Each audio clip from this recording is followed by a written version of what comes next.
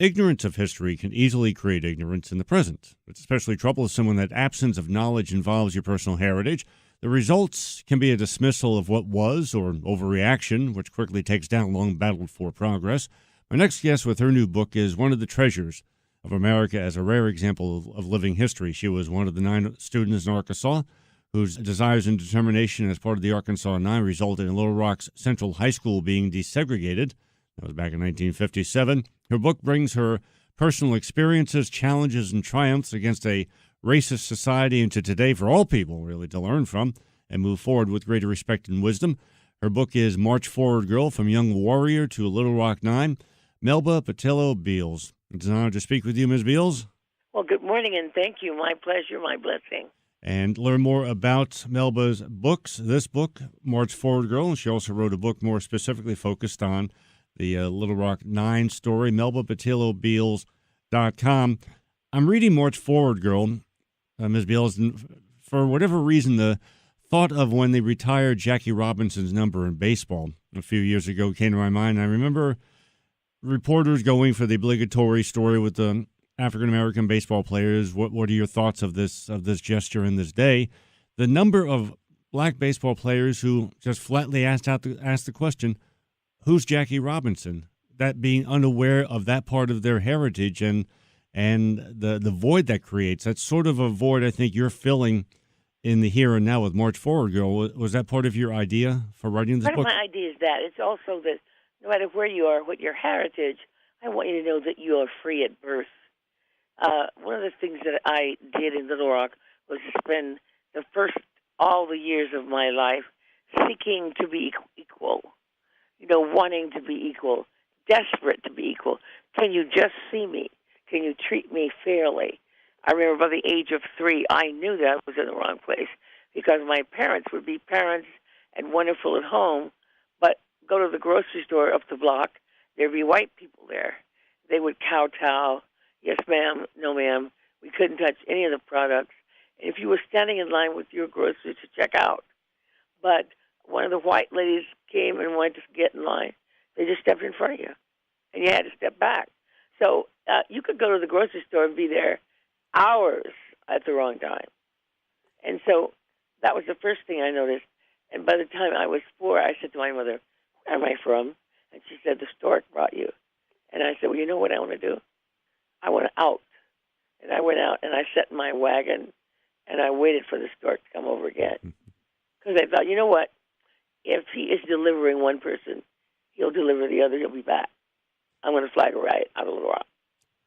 Although when it comes to deliverance, another part of your life came into play too. It's how much does faith help you defeat fear? It's all you have. If you're a black person in Arkansas, what else do you have? Nothing. The police aren't going to help you. People aren't going to help you. There is no help. There's no salvation. And so the only thing I had was God.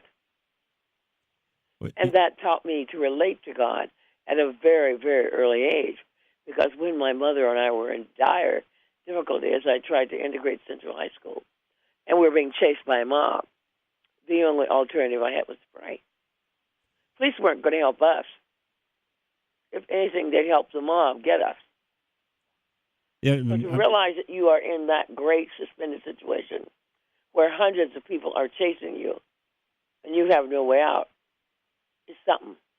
Yeah, I'm trying to envision how it's two worlds existing in one location. And, you try to think of that logically. You just can't grasp how is that possible. Well, for that to work, you have to have the Jim Crow laws. And as a child already, every day, my grandmother taught me, my mother and my grandmother would teach me, this is what you can't do. If a white person's walking down the sidewalk toward you, step off. Don't look them in the eye. If they hit you or call your names, don't say anything back. Of course, I couldn't ride in the front of the bus, only in the back. Water fountains were marked colored or white. Everything's marked up. I said to Grandma, I said, if God loves us equally, tell me why they get to own everything and parcel out everything. And she said, if they knew better, they'd do better. And I said, well, why can't they be in charge January to June, and we'll do July to December. No, she said, all this will happen in God's time. Talking with Melba Pattillo Beals, her latest book, March Forward, Girl. From Young Warrior to Little Rock 9, MelbaPattilloBeals.com is her website. Learn more about Melba's writings and her wisdom, as some of which you're hearing here came at a very early age, and you're listening to Issues and Ideas. It's amazing we think that progress or limitations can come with multiple words. And you just referred to them too. A sign which simply says whites only. And Right. the magnitude of the impact of just two simple words, which separately are relatively meaningless. You put those two words together, and it's a whole new world. A whole new guarded, awful, distinctively oppressed world. Yes. For us, who could do nothing and had nothing and were in charge. Seemed to me like they're in charge and they own everything, including my equality. And that's why I wrote this book. I want little kids to understand, no, not so. My grandmother used to say, no, you are equal at birth. God made you equal. Then she'd point to the Constitution under God, one nation under God. And you are granted your equality. And so no matter what was happening in front of me, she would say, understand this. Equality is an inside job. It's who you are. And I'm writing about that now as a trilogy because, remember, I wrote March Forward, Girl, and then Warriors Don't Cry was my first book I wrote about actually being inside of Central High School. And that was a bestseller. And now I'm writing Equality is an Inside Job. With the idea too for equality, how important is the need to understand your surroundings in order to, in this case, overcome your surroundings? There was no getting away without understanding because, for example, the gentleman Emmett Till who died didn't understand his. I tell my children now every day, you got to watch the news. You got to understand exactly. In Little Rock, you could ill afford not to understand that the Klan were going to riot. Most of it was at dusk. Get your stuff in off the front porch. Pull your shades. Do not behave as though you're in charge of anything. You're having any fun. You did a barbecue yesterday. No, none of that.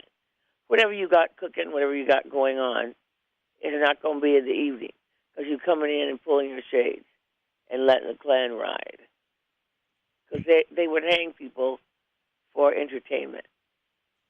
And Ms. Beals writes about, unlike what many people think about the Klan today, they dismiss them as racist clowns. They were indeed domestic terrorists in so many ways.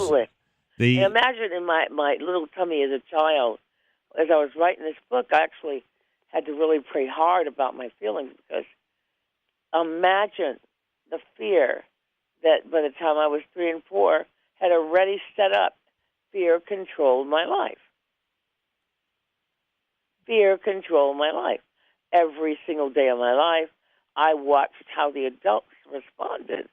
And if you're a child and you're watching adults kowtowing and behaving as though they're frightened to death, what are you going to do? Well, fortunately, you stood up and fought. And with that idea, education was obviously a passion of yours. How much is a passion needed for the perseverance needed to make those steps and to achieve? I think it is a baseline need. Some sort of religion. I don't proselytize, but the other book I've written about that is I Will Not Fear, which is a summary of all the ways during my 76 years I know is proof that a God exists. Because you can't exist. If, in fact, Jim Crow is the laws that are going to control the South, you better have an internal set of do's and don'ts and laws that you live by.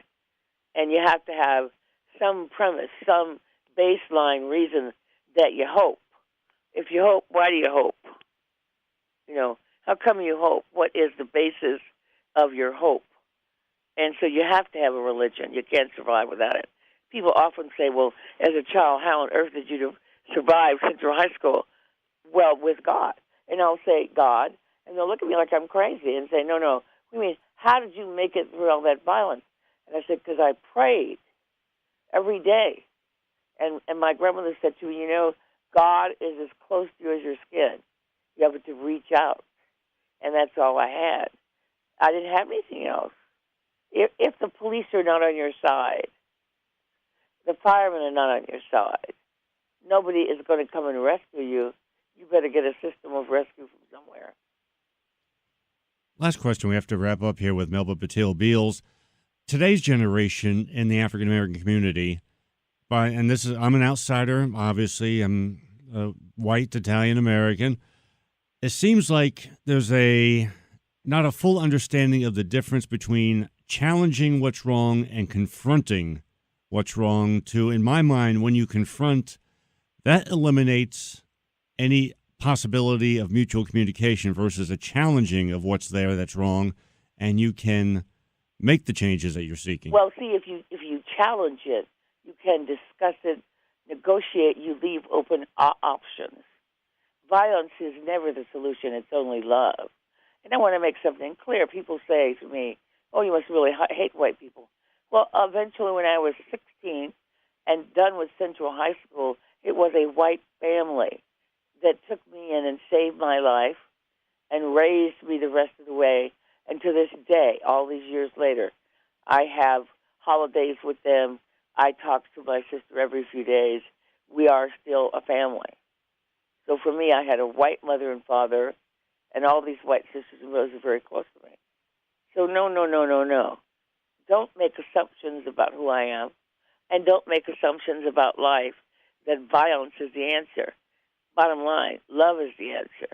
And if we're going to all be equal, you can't be equal yourself until you see everybody as equal. And as Melba Pattillo Beals proves with her book, March Forward, Girl from Young Warrior to Little Rock 9, history is not just a reminder of what was, it's wisdom and lessons for the here and now. And it's a book that I urge you to read because these are times when that wisdom is indeed needed on multiple sides and multiple facets. MelbaPattilloBeals.com. You can get your copy of March Forward Girl as well as her previous bestseller, Warriors Don't Cry. Ms. Beals, it is an honor to speak with you, and I wish you all the best in your continued work and the continued sharing of your wisdom and your love. Thank you for being here. God bless. Thank you so much for the privilege.